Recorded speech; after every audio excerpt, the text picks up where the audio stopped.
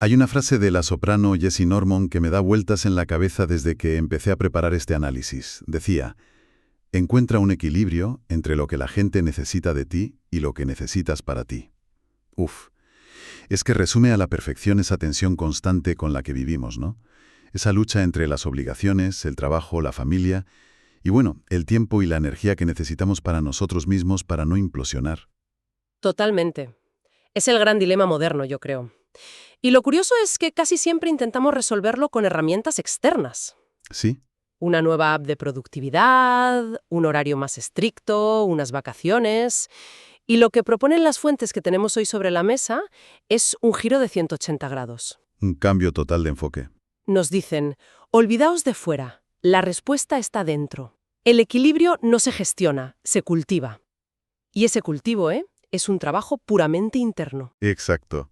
Es una idea que a primera vista puede sonar un poco a eslogan, pero cuando empiezas a tirar del hilo te das cuenta de que es profunda y, la verdad, bastante radical. Hoy nos vamos a sumergir en un material que va desde los estoicos romanos hasta pensadores y artistas de hoy en día, y todos, de una forma u otra, apuntan en la misma dirección. La paz que buscamos no depende de nuestras circunstancias, sino de cómo respondemos a ellas. Y ese es el punto de partida. La mayoría de nosotros vivimos con la creencia, a menudo inconsciente, de que la tranquilidad llegará ¿cuándo? El gran cuándo. Cuando consiga ese ascenso, cuando compre esa casa, cuando tenga suficiente dinero en el banco. Siempre es un ¿cuándo? Es la gran zanahoria que nos ponemos delante, un espejismo muy potente. Y para desmontarlo, en las fuentes aparece un ejemplo que es casi insuperable. Marco Aurelio. Buah, es que es el mejor ejemplo. Estamos hablando del emperador de Roma, literalmente el hombre más poderoso del mundo en su época. Tenía todo lo que cualquiera podría desear. Y sin embargo, cuando lees sus diarios personales, sus meditaciones, ¿de qué te das cuenta? Pues de que sus problemas serán los mismos que los de cualquiera. Exacto. Su ansiedad, sus miedos, sus frustraciones, no venían del Senado, ni de las guerras en la frontera. Venían de su propia mente. Es que es fascinante. Él mismo se da cuenta de que la fuente de su perturbación no es el evento en sí, sino el juicio que él emite sobre ese evento. Y si él es la fuente, eso significa que él también tiene el poder para cambiarlo. No necesita que el mundo cambie para encontrar la paz, necesita cambiar su forma de verlo. Hay una anécdota mucho más moderna en el material que clava esta misma idea. La del novelista Joseph Heller, el autor de Trampa 22. Al parecer estaba en una fiesta espectacular en casa de un multimillonario de fondos de inversión. Y su amigo, el también escritor Kurt Vonnegut, le dice, un poco para picarle, ¿cómo te sientes al saber que nuestro anfitrión ha ganado más dinero solo hoy de lo que tu novela, una obra maestra, ha ganado en toda su historia? La pregunta tiene veneno, ¿eh? Busca la comparación, la envidia. Totalmente. Pero la respuesta de Heller es para enmarcarla. Se queda pensando un segundo y dice, tengo algo que él nunca podrá tener. Vonnegut, intrigado, le pregunta, ¿el qué? Y Heller responde, la certeza de que tengo suficiente. Buah, es demoledor. En medio de todo ese lujo, de esa opulencia, el que era verdaderamente rico en esa habitación era Heller, porque había escapado de esa trampa que mencionan las fuentes, la llamada rueda hedónica. Espera, para un momento. Has mencionado la rueda hedónica. Para quien no conozca el término, ¿puedes explicar un poco en qué consiste esa trampa? Claro, la rueda hedónica o adaptación hedónica es un concepto de la psicología que describe nuestra tendencia a volver rápidamente a un nivel estable de felicidad a pesar de los grandes acontecimientos, ya sean buenos o malos. O sea, que te acostumbres a todo. Exacto, te toca la lotería y durante un tiempo estás eufórico, pero al cabo de unos meses vuelves a tu nivel de felicidad de siempre. Y lo mismo pasa con un ascenso, la compra de un coche nuevo. El placer es temporal. La rueda consiste en estar siempre corriendo hacia la siguiente cosa que creemos que nos hará felices, sin darnos cuenta de que la línea de meta se mueve constantemente. Nunca llegas. Nunca. El multimillonario de la fiesta, por mucho que ganara, probablemente ya estaba pensando en el siguiente millón. Nunca es suficiente. O sea que Heller se había bajado de la rueda. Había encontrado el interruptor de apagado. Y eso me lleva a pensar, ¿es algo realista para el resto de los mortales? ¿O es una lucidez que solo alcanzan los grandes novelistas? ¿Cómo se cultiva esa sensación de suficiente en el día a día? Creo que la clave está en una frase de otro estoico, Séneca, que decía: ser pobre no es tener muy poco, es querer más. Uf, qué bueno. El trabajo no consiste en acumular más, sino en desear menos. Es un cambio de enfoque radical. No se trata de resignarse, sino de entrenar la mente para que encuentre la riqueza en lo que ya se tiene. Y esa es la primera parte del equilibrio de Jess Norman. Entender que lo que necesitamos para nosotros mismos no es más de fuera, sino más dominio de dentro. Vale. Acepto la premisa. El trabajo es interno. Pero claro, la siguiente pregunta es: ¿y cómo se hace eso? Porque suena agotador. ¿Significa que tengo que ser perfecto, una especie de monje impasible que nunca se equivoca? La idea, la verdad es que intimida un poco. Es una objeción muy razonable. Y creo que una cita de Bruce Lee que aparece en las fuentes da en el clavo. Decía: un objetivo no siempre está destinado a ser alcanzado, a menudo sirve simplemente como algo a lo que apuntar. ¿Qué matiz tan importante? Muchísimo. El objetivo no es la perfección, es la dirección.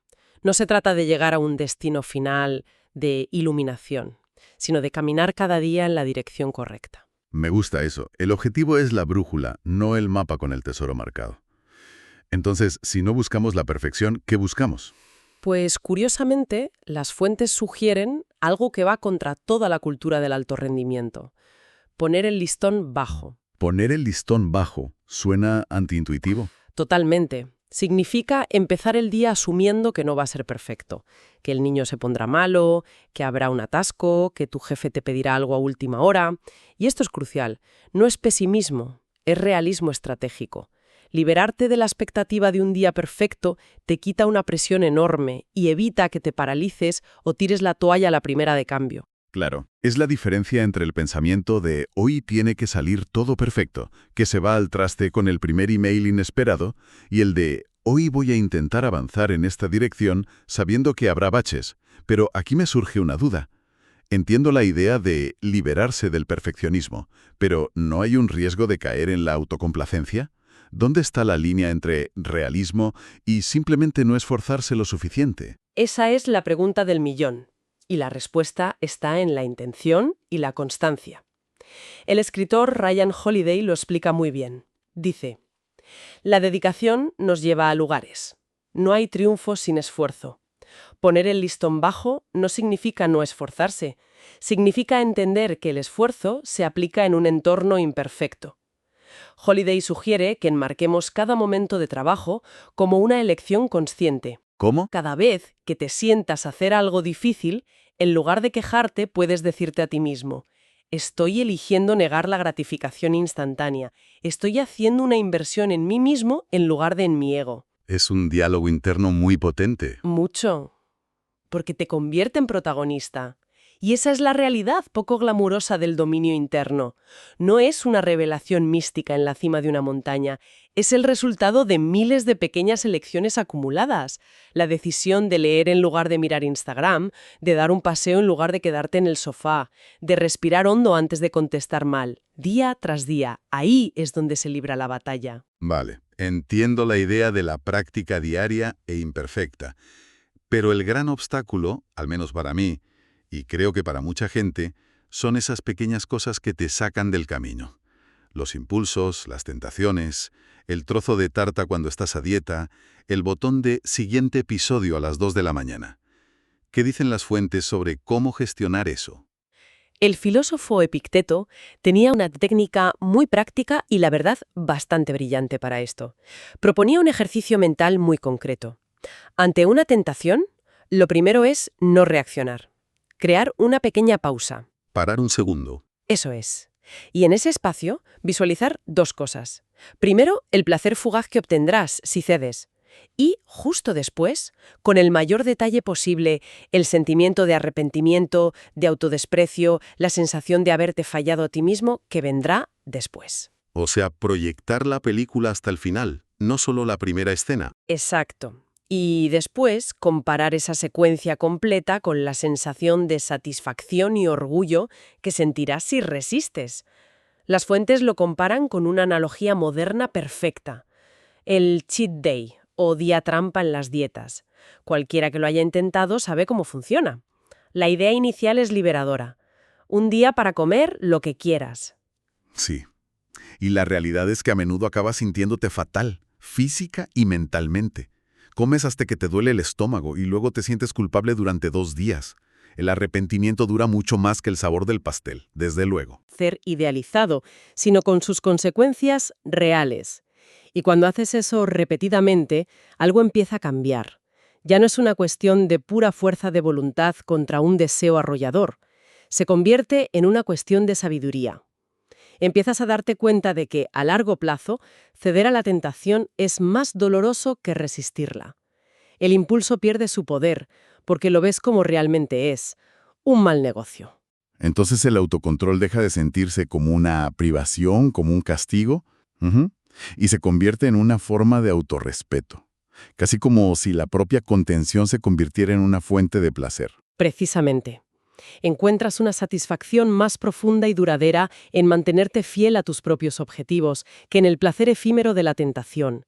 Y esa es una de las mayores conquistas del trabajo interno. Y justo cuando parece que ya tenemos el mapa de este viaje interior, que consiste en conocerse, practicar a diario y gestionar las tentaciones, la historia da un giro que no me esperaba, porque uno pensaría que todo esto es un camino solitario, casi monástico, pero las fuentes argumentan justo lo contrario. Es una de las paradojas más interesantes. Nos dicen que este viaje interior en realidad se acelera y se profundiza a través de la conexión con los demás. Me topé con una idea del autor Daniel Coyle que me pareció fascinante. Dice que la forma más profunda de entender algo es intentar enseñárselo a otra persona. Su frase es: los que hacen y enseñan, lo hacen mejor. Claro. Cuando tienes que explicar un concepto, te obligas a simplificarlo, a encontrar sus fundamentos, y eso fortalece tu propio entendimiento de una manera increíble. Y no solo eso. Ayudar a alguien que está lidiando con un problema que ya has superado refuerza tus propias estrategias, te recuerda el camino que has recorrido y solidifica tu propia competencia. Y esto nos lleva a otra idea que va totalmente en contra de nuestro instinto, el poder de la vulnerabilidad. Las fuentes destacan una frase: cuando decimos en voz alta lo que no sabemos, aumenta la probabilidad de que alguien que sí sabe nos ofrezca ayuda. Choca frontalmente con el ego, que siempre quiere parecer competente y tenerlo todo bajo control. Pero es verdad, fingir que lo sabes todo te aísla. Admitir que no tienes ni idea abre la puerta a que alguien te eche una mano. Conecta directamente con algo que me sorprendió muchísimo encontrar en las fuentes, una observación de Charles Darwin. A Darwin siempre se le asocia con la idea de la supervivencia del más apto, entendida como una competencia brutal. Sí, la ley del más fuerte. ¿Y de la humanidad? Aquellos que aprendieron a colaborar y a improvisar más eficazmente han prevalecido. El valor de la supervivencia, decía él, reside en la inteligencia, el sentido moral y la cooperación social, no en la competencia pura y dura. Vaya, eso lo cambia todo. Desde luego, replantea por completo el objetivo del desarrollo personal. No se trata de convertirte en un superindividuo aislado y autosuficiente para dominar a los demás. Se trata de fortalecerte internamente para poder contribuir de una manera más significativa a tu tribu, a tu comunidad. El trabajo interno y el servicio a los demás no son fuerzas opuestas que compiten por tu tiempo, son complementarias, se alimentan mutuamente. Si seguimos tirando de ese hilo, el de la conexión y la contribución, las fuentes nos llevan a una pregunta que ya se planteaba Marco Aurelio. Él hablaba de las 4 virtudes cardinales de los estoicos: coraje, disciplina, justicia y sabiduría. Y se preguntaba, ¿hay algo por encima de esto? ¿Algo que las una y les dé un sentido superior? Y la respuesta que sugieren las fuentes es sí, el amor. Es una culminación lógica. Séneca tiene una cita preciosa que dice: el amor puro, indiferente a todo lo demás, enciende el alma.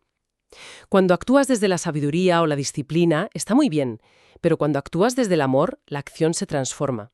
El amor nos inspira a ser mejores, nos hace desinteresados. Y aquí es donde cerramos el círculo y volvemos a la frase de Jesse Norman. Ya hemos hablado de lo que necesitas para ti, que es ese trabajo interno, pero la segunda parte es lo que la gente necesita de ti. Y el amor es el puente perfecto entre ambas. Sin duda. Hay una reflexión del arzobispo Desmond Tutu que es inolvidable. Mi humanidad está ligada a la tuya, porque solo podemos ser humanos juntos. Toda nuestra humanidad, dice, depende de reconocer la humanidad en los demás. El amor no es un sentimiento abstracto y cursi que se añade al final. Es el motor. Cuando has encontrado ese suficiente dentro de ti, cuando no necesitas la validación o los recursos de los demás para sentirte completa, es cuando puedes dar de verdad, libremente, sin resentimiento, sin llevar la cuenta. El amor es lo que da propósito a la sabiduría y fuerza a la justicia. Me parece una visión muy completa. Pero ahora viene la parte difícil. ¿Cómo anclamos todo esto en el caos del día a día? ¿Hay alguna práctica concreta que nos ayude a cultivar este equilibrio? Las fuentes proponen varias, pero hay una que me parece especialmente poderosa y a la vez muy olvidada hoy en día: la gratitud. Y no una gratitud genérica, sino una muy específica. El entrenador Tony Jungi habla de la importancia de sentir gratitud hacia nuestros padres, mentores y antepasados, hacia la gente que nos formó. Es interesante porque nuestra cultura tiende más bien a lo contrario, ¿no? A juzgar a las generaciones pasadas por sus errores, a centrarnos en sus imperfecciones. Exacto. Y la propuesta no es ignorar esas imperfecciones. Nadie es perfecto. Se trata de hacer un esfuerzo consciente por honrar lo bueno que hubo en ellos, el sacrificio que hicieron. Las fuentes lanzan una pregunta muy directa. ¿Le has agradecido últimamente a tus padres la vida que te dieron? Simplemente eso. Por la comida, la ropa, el techo, por hacerlo lo mejor que supieron con las herramientas que tenían. Incluso si ya no están, dicen, puedes expresar esa gratitud a una fuerza superior y pedir que les llegue. Es un ejercicio que te ancla, te da perspectiva y humildad. Te recuerda que no eres una isla, que está sobre los hombros de otros. Me gusta. Y desde esa base de gratitud, ¿cuál sería el siguiente paso en la práctica diaria? El paso de la gratitud a la elección consciente. Y aquí hay una historia final que es potentísima, la de Catón el joven. Catón era un estoico acérrimo, y sus enemigos políticos en Roma, para quitárselo de en medio, lo enviaron como gobernador a Chipre, un lugar famoso por su corrupción, su lujo y sus excesos. Ah, la idea era que el entorno lo corrompería, ¿no? Que lo domaría. Exacto. Esperaban que se convirtiera en uno más de ellos, esperaban que fuera, como decía Marco Aurelio, cesarizado. Cesarizado. Me encanta esa palabra. ¿Qué significaba exactamente para ellos? Cesarizado significaba ser manchado por el poder, perder tus principios por la influencia del entorno, por las tentaciones del estatus y la riqueza que rodeaban a los césares. Vamos, el proceso de ser corrompido por el sistema. Y lo increíble de la historia es que Catón pasó el tiempo que tenía que pasar en Chipre y regresó a Roma siendo exactamente la misma persona. No había cambiado un ápice. Había vivido en medio de la tentación sin dejar que ésta entrara en él. Ese es el reto diario para todos, ¿no? Que las circunstancias externas, ya sea un atasco, una crisis económica o un compañero de trabajo difícil, no dicten nuestro estado interno. Ese es el juego. Y aquí es donde un viejo proverbio español nos da la advertencia final y más importante. Del dicho al hecho hay gran trecho. Entender todo esto intelectualmente es el primer paso, pero no sirve de nada sin la práctica diaria, consciente y a menudo difícil. Y para esa práctica, las fuentes nos dejan una última idea que para mí es la más liberadora de todas. Es la idea de que cada día que te despiertas, renaces. Técnicamente, hoy es tu cumpleaños. Piénsalo. Significa que los errores de ayer, las veces que perdiste la paciencia, que cediste a la tentación, todo eso murió anoche. Hoy es un folio en blanco. Una nueva oportunidad para elegir de forma diferente. Es una perspectiva que lo cambia todo. Te libera del peso del pasado. Y se conecta con otra frase aparentemente simple de las fuentes. Es un día precioso para el fútbol. No significa que las condiciones sean perfectas. Significa que el partido se está jugando aquí y ahora. La belleza, la oportunidad, la vida, está en el momento presente, disponible para quien tenga ojos para verla. No necesitamos que las circunstancias cambien para que el día sea precioso. Necesitamos una perspectiva diferente para ver la belleza que ya hay. Al final, todo encaja. El equilibrio del que hablaba Jesse Norman no es una cuestión de repartir horas en una agenda. Es reconocer que tanto lo que necesitas para ti, la paz, el dominio interior, como lo que la gente necesita de ti, tu paciencia, tu generosidad, tu amor, nacen de la misma fuente interior. El trabajo de cultivar esa fuente no es egoísta. Es lo que te permite precisamente dar a los demás sin agotarte. Exacto. El trabajo interior es la condición necesaria para el servicio exterior sostenible y genuino. Entonces, para dejar a quien nos escucha con una última reflexión, las fuentes sugieren que cada mañana no es solo una nueva oportunidad, sino un renacimiento literal. La pregunta entonces no es tanto cómo encajarlo todo en el día, sino algo más profundo. En este nuevo día, en este cumpleaños, ¿qué versión de uno mismo se va a elegir ser para jugar el partido que se presenta hoy?